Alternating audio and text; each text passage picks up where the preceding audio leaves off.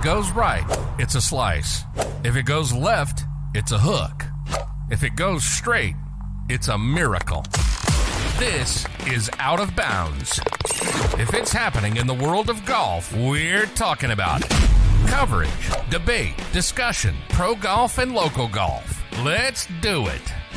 This is Out of Bounds. And here are your hosts, Nate Sharman and Josh Durso.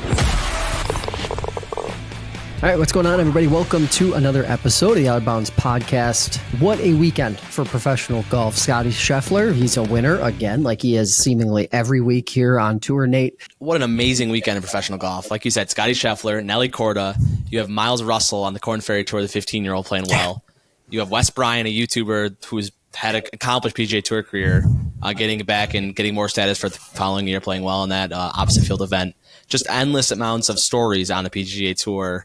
And a really cool golf course in Hilton Head. I know that you love it so much, but it is a really cool golf course. But yeah, let's go back to Scotty Scheffler. It's just, I don't know what we can keep coming on here and saying about this guy that hasn't already been said. Josh, you take a look at some of the strokes gained numbers. Led the tournament in strokes gained tee to green, led the tournament in strokes game approach, led the tournament in strokes game off the tee, and then he was 37th in putting. It's so funny I was looking at Data Golf this morning and just filtering it by their ranks, and you're looking at, most of the guys that are in the top 10 of leaderboard are in strokes gained putting. They're right up there. Patrick Rogers led the event. I think Xander Schauffele was right behind him. Sahith Theegala putted really well. And then Scotty Scheffler's way down on the list, but he's at the top of the leaderboard at the same time. So it's just funny to look at that way. And then you go through his other ones. And like I said, those other three stats, he's led the event in. So it's just pretty cool to see Scotty Scheffler, not a fantastic putter, makes putts when he needs to, but still finishes in that, right around 40th, right around halfway through the field, and easily wins the golf tournament. Yeah, I mean, look, he was, we just talked about it last week. I think he was around 96th in strokes gained putting at the Masters and won. I think that's his PGA Tour rank for the season, I believe. Okay, so he finishes, he finishes 60 or so spots better in this event. And this morning, when golf came back on after the overnight rain delay, he has a 5-stroke lead. I'm just like, what is there left to say about him? And I think I can't think of anything at this point to say about him. It's almost getting to a point now where when we're talking about the dominance, if we're only talking about it through the lens of this is eerily similar to Tiger Woods and what he did between, say, 2000 and 2001, 2002, it almost feels like we're doing a disservice, because I can think back to that version of Tiger Woods and there were clear holes in his game. He didn't drive the ball that well. Tiger was a notoriously bad driver of the golf ball. You and I were just talking yesterday. We were texting during the Sunday round saying to each other, he just plasters it off the tee, Scotty Scheffler does, and it's down the middle every time. Yeah. It's relentless. And then when he does make a mistake like Josh last night, and he was playing in the dark on that final hole, I believe it's 15, and he hits one out of bounds, and they're talking about how he hasn't made a 5 in like 40 holes or something ridiculous like that. And you're like, well, he's going to at least make a 5 here because he's hit out of bounds. And he's probably going to make a 6 because he's got a very tough shot. He's got to get over some trees and a little bit of a draw shot, and he hits it to like 15 feet, and you're just like, what? Like, this looks like any other player maybe would make a big number here, especially in the dark too when they can't see. But he hits it to 15 feet, knocks in the putt, and makes par. Makes a 5. So it's just outstanding too, Josh. And it goes to show, like what I said last week, every time this guy makes a mistake, he makes up for it in the next hole, in the next series of holes, in the same hole, maybe, and sometimes two. It's just unbelievable, because it's in the game of golf, you're obviously going to make mistakes, even if you're Scotty Scheffler, even if you're Tiger Woods. And it's just how you can bounce back from him. It's just incredible. And he's literally unflappable in my mind, Scotty Scheffler. It's very impressive. It's very impressive. And in my mind, this brings us right to the next portion here, which we were going to talk about the guys who came close. It just turns out that they weren't that close. And that's the question that I have now. And I know it's your question too, but like, what is someone going to have to do in order to play with Scotty Scheffler, this version of Scotty Scheffler that we're seeing week in and week out? Remember, like, he wasn't supposed to play well this week. Got there late, played 9 practice holes, had a very bland start. I think he shot 2 under in that opening round. I mean, he essentially won this golf tournament in 54 holes. Right. I mean, that first round, like you said, he shot a mediocre 2 under round. I believe it was his third or fourth hole of the day. He makes a double bogey, and he pretty much blade shanks one out of the bunker. Yep. And he ends up making a double bogey, right? Yeah. It's just like, it's what I said. It's amazing how he can come back and play in that same round. But Josh, going back to your original question there, how do you beat him? I don't know. It's just the only thing I can think of is if you have to play really timely golf and hit the shots at the right time. Like Sepp Straka, he makes a putt on 18 on Saturday to get into the final group with Scotty and be one shot back. And Sepp Straka's a guy who's played very well in big moments. He has a couple big PGA Tour wins, played well at the Ryder Cup. He knows how to play in big stages. And then we get to the second hole, and he has a tough line, a second shot, and he ends up making a 5. He actually made a 6, excuse me. And it's just like these bad moments where, just these untimely moments are really the only thing I can think of or times to beat Scotty Scheffler. You got to be on your game at the right times.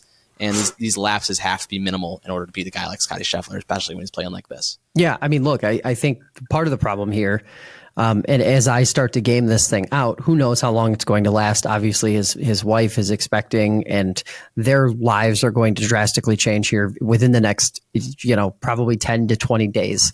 But, I'm at the point now where I'm starting to evaluate this whole thing, Scotty versus the field, in a when does he start to come down a little bit? When does he start to come down from the moon a little bit? Because I think that happens long before someone else gets to where he is, because statistically, I think it might be the most impossible expectation in golf ever to think that another player could get to where Scotty Scheffler is now. I mean, there's no flaw in his game, and he is relentless. He doesn't make mistakes. Like, he doesn't make the errors. He doesn't have the bogeys, the double bogeys. I mean, it took him 50 some holes just to get a 5. Right. Like, just to record a 5 on the scorecard this past week. And I mean, it is just so reflective of how wildly good he has played now we're closing in on 2 years. He didn't have, I know there's that stretch in the beginning where he didn't have a lot of wins. Like, he didn't rack up a ton of wins, but now he's won so many tournaments that it's almost just doesn't matter. I don't think it matters. That first start of that stretch doesn't matter. I think it's 10 wins since the 2022 Masters, I believe. Yeah. And Josh, the only thing that I think Scotty could possibly happen to him is, I think the ball striking is always going to be there for Scotty. He's always going to be within the top, 3 at the least. Sure. So he might even be the best ball striker forever. I don't think the way he swings, the way he can produce a consistent strike every single time. It looks exactly the same every time he hits his driver, every time he hits his 8-iron. It's very much similar. I think a little bit of the putting could maybe regress towards the mean of what we've seen from Scotty Scheffler, and maybe that could come back to bite him a little bit. But that's the only thing I really see. I don't see the ball striking becoming any worse than what it has been. I mean, he's been a top ball striker on tour. Even before he was winning all the time, he was a very good ball striker on tour. Yeah. And it's again, it seems very hard to imagine a scenario where we have 2 Scotty Schefflers playing golf at the exact same time in the exact same stretch. It feels very hard. Let's talk about that golf course. The Aberg situation, though, going at him. I know you were talking about a rivalry, but button up. This kid can play well. He had some struggles down the stretch on Sunday, but Ludwig played well again. Yeah, and I would even argue to that end that it might be more likely that we see Aberg have a Scotty kind of run in a year or two. Well, could totally happen. I mean, he's got the game to do it, and he has that same kind of mental approach to the game. One thing that I think isn't getting enough appreciation, or maybe has just started to get enough appreciation out of Scotty's game, is how grounded he is mentally. He is in a different place. For all of the talk about Brooks Koepka being a stone cold assassin in major tournaments, Scotty is at a different place. I mean, it is almost like, we joked last year at the PGA that it looked like he's just in his own world when he's on the golf course, but really, he's in his own world. Yep. It's incredible. Yeah, he's almost methodical in a sense, right? You know, we talk a lot about him versus Tiger, and I think the way they carry themselves on the golf course couldn't be further from different in my mind. That's why I think you're always going to have a little bit of tough times with Scheffler getting the memorable moments like Tiger Woods. I mean, Tiger Woods has a countless amount of broadcast memorable moments, right? Between Vern Lundquist and how about you know, all these different memorable calls that we're always going to remember. I don't really know if Scotty is going to be able to manage those, but I don't think he really cares. You know, he doesn't really care to get those moments where he's doing a big, huge fist bump on the green and people are going crazy. But maybe we'll get there. He just cares about winning. You know, he said it last week after the Masters. He wants to win like nothing else. And that's all he cares about. It's just winning. It's interesting. Let's talk about Harbour Town. Interesting golf course. Obviously, it's got a special place in my heart. I really love that golf course from the first tee all the way to the last green. But a lot of chatter, especially because of the scoring that we saw over 4 days. A lot of chatter about it maybe being too easy of a golf course for a signature event. Coming right off of the Masters, I think it's kind of tough to set up a golf course too difficult. But what do you think, Nate? What are your thoughts on that golf course? I don't think it's too difficult. I think it's a lot of fun because it's just such a fun setup. I mean, you have this like island course right in Hilton Head where you have these really cool green surrounds and these really cool holes that are almost hallway a little bit in a sense, right? And the easy part is fun because you see a lot of birdies on this golf course. You're coming off the Masters, which generally you see a little bit more birdies than we saw this year. We saw a lot of carnage this year. And then you have the factor, Josh, of like last night and this morning, when the wind picks up, it becomes impossible because the greens really dry out even more than what they were. They become even more hard, which is just even crazy to even think about. And these guys are battling through it. And so I think that part of it is okay. And I'm okay with seeing some birdies here and there, especially at Hilton Head when it's just like a paradise-looking island and a really cool-looking golf course. Yeah, I mean, the way I look at it is coming off of the Masters, you have to set the golf course. You have to make it gettable. You can't punish these guys. They're already stretched because it's a signature event immediately after a major and arguably one of the toughest, maybe the toughest major, the toughest test that they all want the most.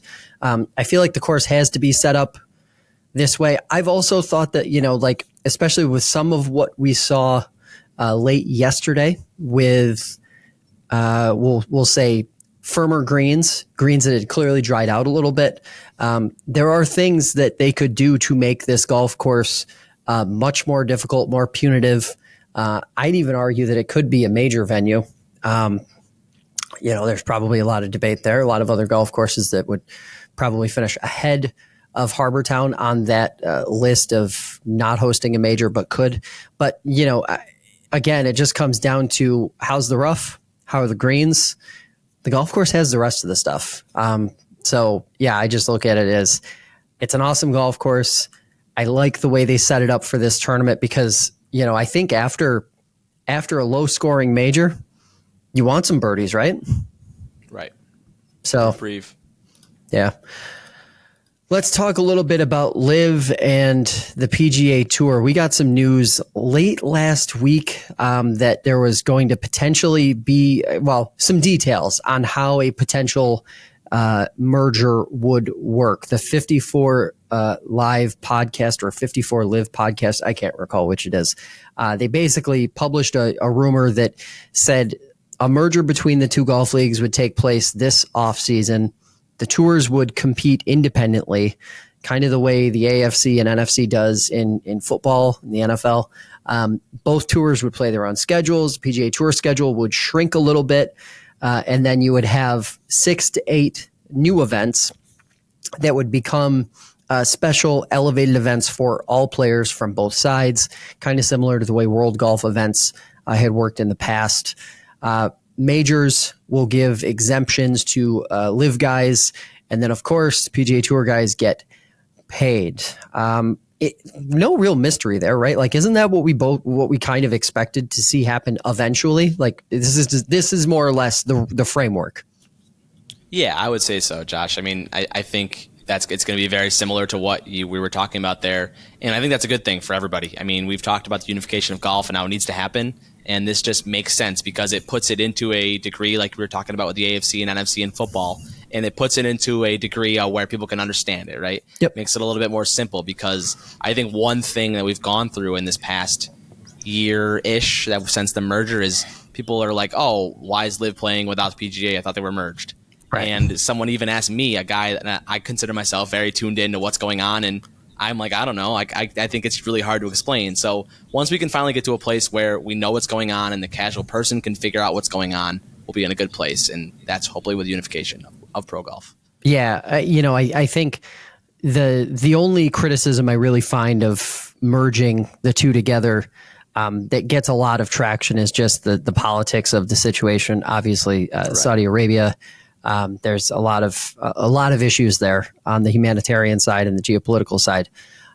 That's why I think it won't get done next year. I think it's the year after, once we get past this election cycle, right? Yeah, probably. But then again, if it's just, the two sides allowing, some mixed participation, do they necessarily need the kind of merger on paper that would require a lot of political capital? That's my thing. Like, if we're just going to see live guys be allowed to play in 6 to 8 PGA Tour events, then, maybe there doesn't actually need to be a quote unquote merger of the sorts, just kind of like handshake deal. The other stuff where they want to create these, for-profit entities and everything like that. Yeah, I mean, maybe that will require some other stuff. But, here's something that I think everybody should remember. Like, the politics of the situation is not part of the conversation between the two sides who are negotiating here. At the end of the day, they're not thinking about the politics of it. So when people bring up the politics, I posted something to TikTok and YouTube, a couple weeks ago about what I thought would be a good way to give live guys access to PGA Tour events. The criticism I saw repeatedly was, because of the politics, they shouldn't be allowed. They took the blood money. Is that the other thing? That is not what either side. Both sides have essentially like pushed that to the side or to the back burner. And now it's just about getting the golfers back together because I think everybody involved now understands there is no viable professional golf product if everybody involved isn't playing as often as possible, not just in the majors. Agree for sure. I just think getting it to a point where we know what's going on is the biggest thing. Yep. Because just trying to decipher this, I'm just kind of, even as a big golf fan like myself, trying to decipher what's going on has just been tiring at times when you hear 5 different things going on at once. Yeah, no doubt. We have to talk about the LPGA Tour. This past weekend was huge for them. It was a huge moment. Nelly Korda gets her 5th straight win, and it's a major. Historic moment for the sport. I would argue that Nelly's run is having a bigger impact on growing the game than Scotty's. How do you feel about that? That's a good question. I think it's so good because we're finally getting to a point in women's golf, and we're seeing in all women's sports where we're really identifying with one person. College basketball and into the WNBA, seeing Caitlin Clark, a rise in that. And I think that's a good thing, being able to market your stars in a positive way, right? Especially the fact that she's won 5 tournaments in a row, and I believe she's in the field next week, so she's going for 6. Yeah. So I think that's part of it's really cool, and I think just more eyes were on it, especially when you get into that weather delay towards the end of that PGA Tour round. You were getting more people tuning in to NBC to watch Nelly Korda, and she was able to get it done. And I think it's kind of hard to believe, Josh, that she's only won 2 majors at age 25. I thought she had won more than that. Yeah, I was kind of surprised by the number as well, but she's still so young. Like she's 25. There's so much. We're talking about Scotty Scheffler, potentially having an opportunity here to go years. Like, she's 2.5, 3 years younger than Scotty Scheffler is. Yep. Like, it's crazy. Like she could really in terms of growing the game, I just think that for the lacking in superstar quality, the lacking in celebrity that Scotty Scheffler has, that everybody, we've all seen the stories now about how, is Scotty Scheffler too boring for golf? Is he too boring to watch? You never hear that about Nelly. She's a superstar. Right. whether she's playing golf or whether she's just making an appearance as, you know, a professional golfer that everybody knows. So I think that's the reason why I'm kind of leaning into this idea that, you know, the run that she's on is very likely having a bigger impact on growing the game, especially when we're talking about growing it among kids, than Scottie Scheffler is right this moment. But the only thing I would contend with that, Josh, is that Scottie, being such a grounded person, is really, really helping him a lot. You know, being able to showcase the side of him, being a family man, having his first child here in the next few weeks, and him talking so much about how important that is for him and his wife Meredith, and how important that is. I think that's really going to show the humanity part of it, and that's really helping the Scottie Scheffler side of that. Definitely. And also, don't forget, you know, he wears his faith on his sleeve, and that has also become a very big part of his quote unquote star. Let's talk about a couple other performance related stories from this past weekend. Wesley Bryan, obviously YouTuber, professional golfer, has a real strong finish at the Punta Cana Championship this past weekend. Looked like he might have a chance to win. Obviously, that didn't happen. He had the lead going into the final round. But he does actually now at this point have access to the next elevated event or signature event, which is the Wells Fargo. How cool is that? Yeah, that's pretty cool. And there was a lot of really cool stories out of this tournament. You know, you just spoke about Wesley Bryan, you know, the real famous YouTuber who's had a storied PGA Tour career and now getting another chance too, which is pretty cool. Yeah. Billy Horschel, a guy that's talked about his challenges on and off the golf course. He's even seen him crying in a couple interviews here and there. Yeah. He's hit rock bottom in terms of golf in the last few years. Comes out and plays a blazing round on Sunday to grab the win and get that spot too, which is pretty cool. So Josh, just cool storylines all over the golf world this past weekend. Yeah, and another scenario in which the game is being grown. Like YouTube golf has grown the game immeasurably over the last 5 years, and now you have one of their stars on, you know, making it all the way back to the PGA Tour proper again. Let's talk about Miles Russell. Holy cow, Nate! What a weekend for him. 15 years old. Yep, becomes the youngest player to earn a top 25 in a PGA Tour sanctioned event. We see these stories about young players playing in these events, right? And you're always interested to see how he plays, and you're not really sure. He comes out, I think he shot 66 the first round, and you're like, wow, this is unbelievable. And then as he got into the further round, he started, I believe it was the third round, he started bogey, double bogey or something like that, something of that nature, and still ended up shooting around par. And that's just pretty cool because it's really easy to let your round go south when you get into that spot. So pretty cool stuff from Miles Russell. I believe he's going to play next week at the Korn Ferry Tour event as he finished in the top 25, and we'll see how he does next week again. Yeah, and really interesting too because he's just so mature for his age. Listening to him talk, listening to his interviews, there is nothing aside from the fact that he looks like he's about 105 pounds soaking wet. There is nothing that would give a person an indication that he is 15 years old if you just heard him talk. And, you know, I think that's really cool too, because it's another story for golf, but it's also, you know, the potential for a really solid role model for young people to be seeing in professional golf. So to me, that's just really awesome. It'll be interesting to see, you know, if he can sustain this. You know, you could start to game out a scenario where like, what happens if he wins? Like, what does he do? Right. Like, he's a freshman in high school. It's not like he's going to college next year and maybe just like would say like, heck with it, just not going to go to college. Like, right. We're talking about a kid who in theory has at least 3 more strong years of game development and growth to have happen before he even can really think about turning pro. I mean, it's really a crazy scenario. But if you want to learn more about Miles Russell, he did a great video with Grant Horvat on YouTube, speaking of YouTube golf, a few weeks ago, and I was watching some clips from that. He really, and what you said, Josh, is so true. He's so professional with the way he talks and the way he speaks about his game. Yeah. A lot of fun to watch, and looking forward to watching him in the next few years. For sure. More on the PGA Tour. Yeah, absolutely. All right, let's look ahead. We've got, we're moving from South Carolina to New Orleans this weekend, the Zurich Classic at TPC Louisiana Team Golf. The PGA Tour takes on Team Golf. Yeah, I mean that's we always talk about on this podcast about how we like different difference, right? And we see like 30 or 40 stroke play events a year, and some of them are elevated without a cut, and so that's a little bit different too. But I think just the fact that we're putting guys together and we're trying something different is fun. I would like to see a little bit more differences on the PGA Tour, but this is the one we're going to see, and one I always like to watch too. Yeah, it's interesting to me. I look at it and it's like, on one hand, the format feels very weird to me, but I think it's because they don't do enough of this. Like, we need more different to make the different feel less weird.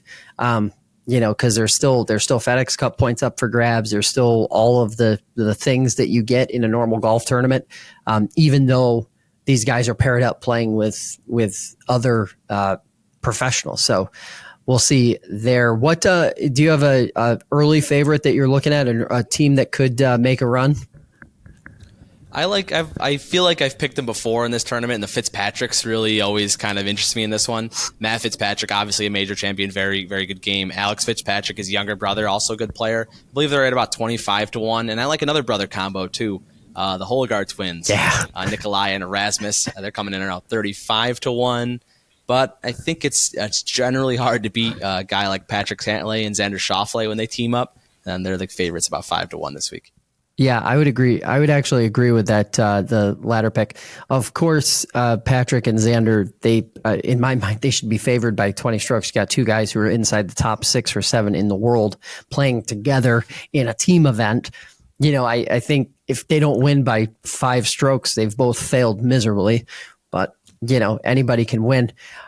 If I'm picking a team just based on who I've seen play well over the last few weeks, the Hologaard twins or siblings there, that is to me very interesting because Nikolai had a great showing in the Masters, even though he didn't finish quite the way we thought he might. Played really, really well, and he's playing really good golf right now. So that would be one that I would watch as far as brothers potentially taking the title. You think Scotty could win this tournament by himself? He's obviously not playing, but do you think if he were to enter this tournament all by himself, he would have a chance to win? It's possible. I mean, he's an otherworldly kind of golfer right now. I think it would be really unfair if he did play in it and he had a partner. Do you imagine? It's just not even a fair comparison. He has to play with like an amateur golfer. He has to play with like me or something. Just has to take somebody from the grounds. All right. Live Golf Adelaide. They are in Australia. They're at the Grange. This is the first Live event for those players since the Masters. I think this was one of Live's most popular events last year. And my big curiosity coming into it is, can they recapture that same kind of energy? Because after it seemed like to me, after this event last year, that was when people really started to talk about Live as a potential product that could compete with the PGA Tour on the global scale because of the success that they saw in Australia. Yeah, and it's also a big week for Liv because they didn't perform super well at the Masters. They had an okay finish. I think part of that contributes to how good they were in 2023. Yep. They were incredible that year at the Masters. They had two guys in Bryson DeChambeau and Cameron Smith finish, I believe it was T6. They didn't really have a chance to win. Obviously, I think only really Scotty Scheffler had a chance to win. But I think it's just a really big week for them to show what they are. We haven't heard about them in a long time playing by themselves now. It's been upwards of we're talking 3 weeks or a month. Yeah. So I think it's a really big spot for them if they're able to kind of show who they are. But Josh, it just becomes so difficult when they play over there because of the time difference. Yeah. I mean, you're waking up and you're seeing the scores and there's no point in watching it, right? Because you know what happened. Yeah. So I think that part of it being in Australia is so big for them because of what they've been able to capitalize in that country last year. Yep. But just the time difference makes it so hard for me to follow. Yeah, I would agree. That's the issue in my mind, with all of those events. And I think one of the fundamental issues that Live and that the, professional golf in total is going to have to assess is, this whole watching professional golf and the numbers. The biggest audience is here in the US. And when you're playing these events across the globe, it may be growing the game, but you're also losing out on really important dollars that when it comes down to it, whether it's LIV, whether it's the PGA Tour, they're all businesses that have to float on their own merits, with dollars flowing in and revenue flowing in, and it's hard to do it without those big TV deals and the big TV numbers. So, we'll I guess that'll be something that we keep watching, and we'll see how it shakes out. Do you have a pick to win over there? Do you think Jon Rahm could finally get an individual title over there in LIV? Well, we really saw Taylor Gooch put the pedal to the metal last year about this time and really take over the LIV Tour. So I like him to play well. I'm going to take Cameron Smith. Played really well in the Masters. He's back in his home country. Yeah, I like Cameron Smith. I haven't looked at the odds yet, but I know Jon Rahm's a favorite. I wouldn't be surprised though if Jon Rahm gets it done. He hasn't won a LIV event yet. He's been in contention a little bit here and there, but he also didn't play well at the Masters. So what's he going to have? Is he going to want to get ready to his game to go for the PGA Championship coming up here in a month? Or does he kind of just keep playing how he is? That's always the question for me with the LIV Tour. How focused are these guys? Yeah, you know what? I'm going to go, because of that, I'm going to go with an absolute wild card pick. I'm going to say DJ is going to win the individual side of things after his absolutely horrific showing in the Masters. He had played well in LIV in the lead up to the Masters, so we actually had some high-ish expectations for him. He just didn't follow through, but it would be the most Dustin Johnson thing ever if he just came out and won. So we'll see. All right. Hey, that is going to do it for this edition of the Out of Bounds podcast. We will be back next week with the recap show. Follow us on TikTok or Instagram for more the rest of the week. And remember, whether it's down the middle or out of bounds, keep on swinging. You've been listening to Out of Bounds. If it's coverage, debate, or discussion of pro and local golf, we'll be talking about it. Be sure to visit the website. Find us on TikTok, Instagram, and Twitter. See you next time on Out of Bounds.